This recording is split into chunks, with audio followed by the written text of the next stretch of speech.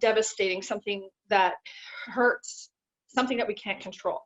That's really what adversity is. And when you think about adversity in a sense, there really is an opportunity for personal development inside adversity.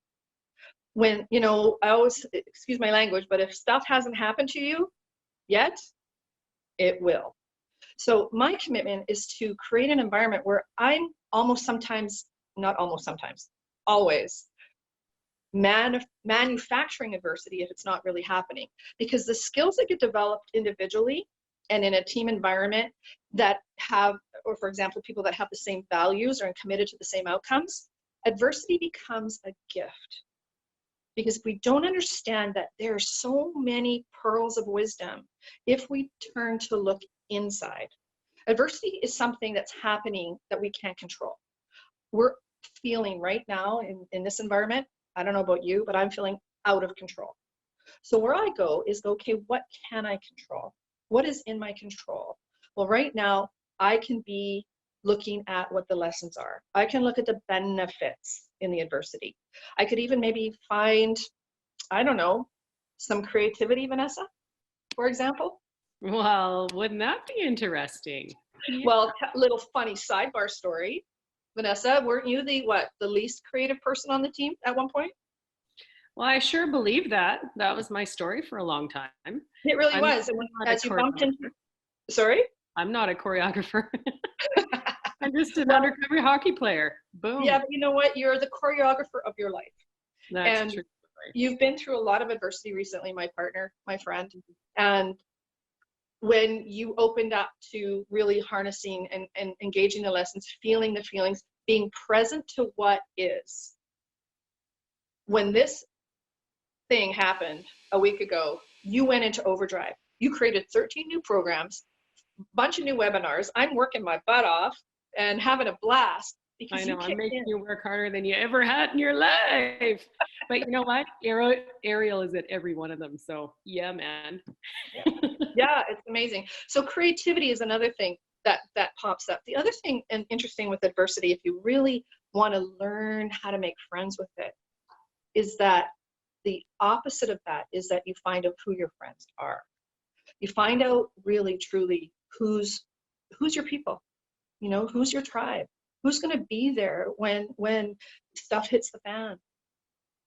So that's the third gift in adversity. The first one is figuring out what you do, how you are, what you value, and that there's a lot of strength inside of you. The second is that you find a sense of creativity inside of you that you never knew you had. And it only can come out with adversity. It's the only way. And the third thing is you truly find out who's your people. And when you find out who your people are, stick with them. Because people will have to leave if they're not in alignment with your values anymore. Because they're going on their journey and they have to attract who they need to attract, people on their journey. So it's a really important time, regardless of what happens, it's an important time to settle into who you are and then learn the gifts that you need to learn. Creativity. I don't think we should step over that, Stephanie. There's two things. Let's just reiterate a little bit. So first is self. So self-discovery, self-awareness. Second is inspiration, creativity, inspiration. Mm-hmm. What is the inspiration in this current moment? And the third is your team, or as Seth Godin calls it, your tribe. And that's your friends, your physical friends. That's currently your social media friends as well, and you're connecting through Zoom friends, right? Very cool. And there's one more point, is that one of the things that's been the most helpful for me through every single adversity I've been through, and there's been a few. I want you to look at your own journey and your own adversities and not compare them to other people's. We all handle things differently, but the truth is you find out your inner strength when you go through an adversity and you embrace it and you start to bring it in, because we really can't control it. But if you look at it as a learning and as a teaching or a coachable moment, I call them, then you'll really see that the courage that comes out will give you that ability and that commitment to stand on your own when the next one comes, or stand on your own when somebody challenges your values. So when that happens, and if you're like me, I'm an outlier as far as Malcolm Gladwell calls them, I'm an outlier. You know, I was working in hockey when I shouldn't have been working in hockey. I was working as a performance coach in ice dance when I wasn't a certified figure skating coach at the time. I was at the boards at the Olympics with an amazing couple in Torino, and bam, an adversity happened. So but if you're not trained for it, or if you're not in the conversation of something could go wrong, worst case scenario, what if? Like if you're not already in that conversation, you're in a little fantasy that things are going to be perfect. I set this goal and it's going to be easy, rainbows and unicorns.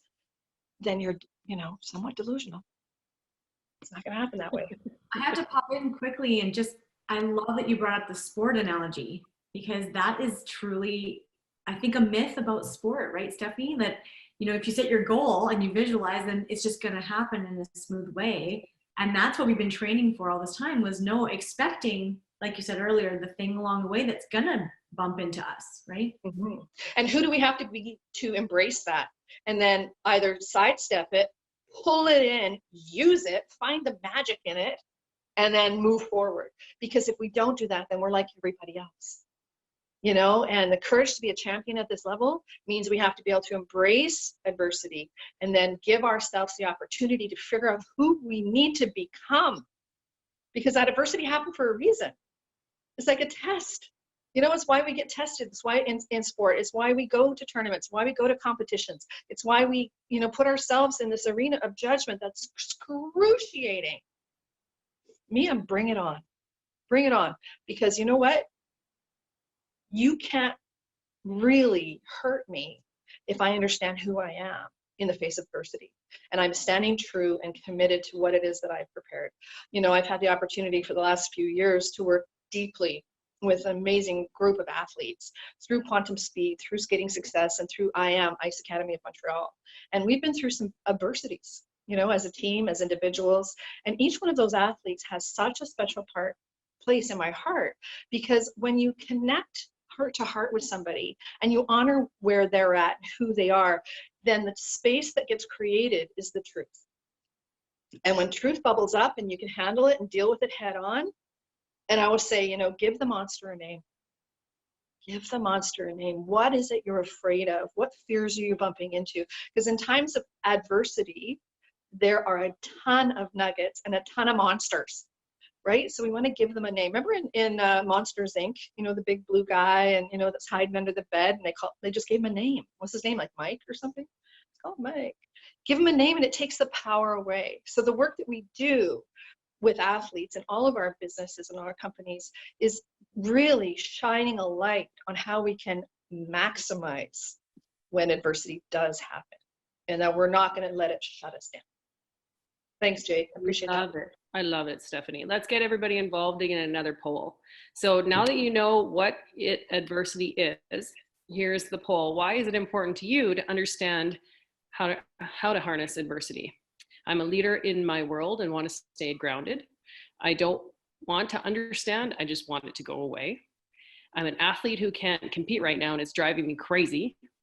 I am driven to find something positive in this situation. I'm having a hard time with what's going on in the world right now, and I need some tools to help. So most people are saying, I'm driven to find something positive. Super cool. Some are saying leadership. Some are saying, I'm an athlete who can't compete right now, and it's driving me crazy. Dude, I get it. And I'm having a hard time with what's going on in the world, which is just true. And thank you for your honesty, you guys. Really, really appreciate it. So Stephanie, why don't we give people some real nuts and bolts here? So we've got adversity. We know we're supposed to face it. Mm-hmm. How do we do that? That all sounds cool. I know, right? Well, face it, embrace it, all those things. Years ago, not long ago, we studied with Dr. Paul Stoltz. All of us in Skating Success, Quantum Speed, in the Skate Tech group of companies. We had the privilege of working with a Harvard professor, Dr. Paul Stoltz, who wrote The Adversity Advantage. He also wrote a book called The Adversity Quotient. And it shone a light back in the day that, adversity is something that can be harnessed. It's something that we can't avoid, but if we keep trying to avoid it, then we're not going to grow.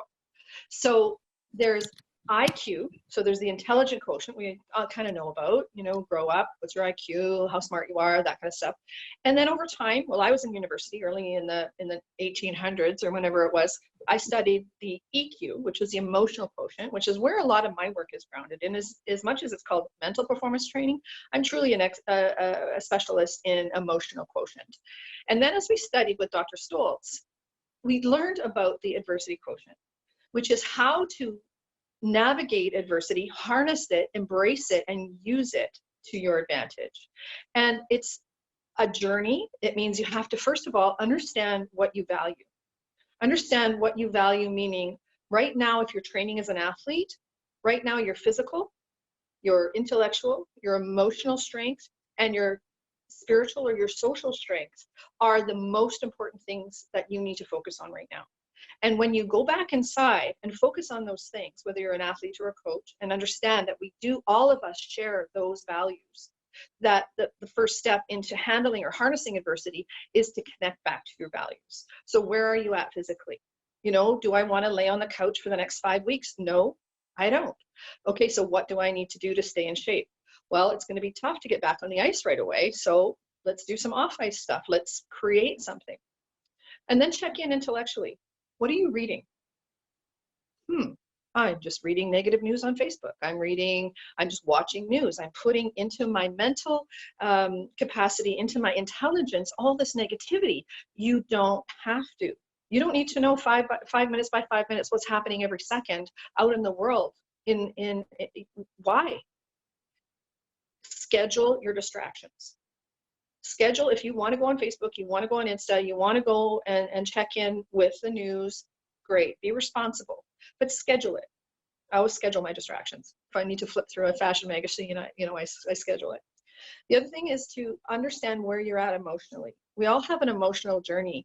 We're all developing and maturing our emotional quotient and who we are and how we process what's happening out in the outer world inside.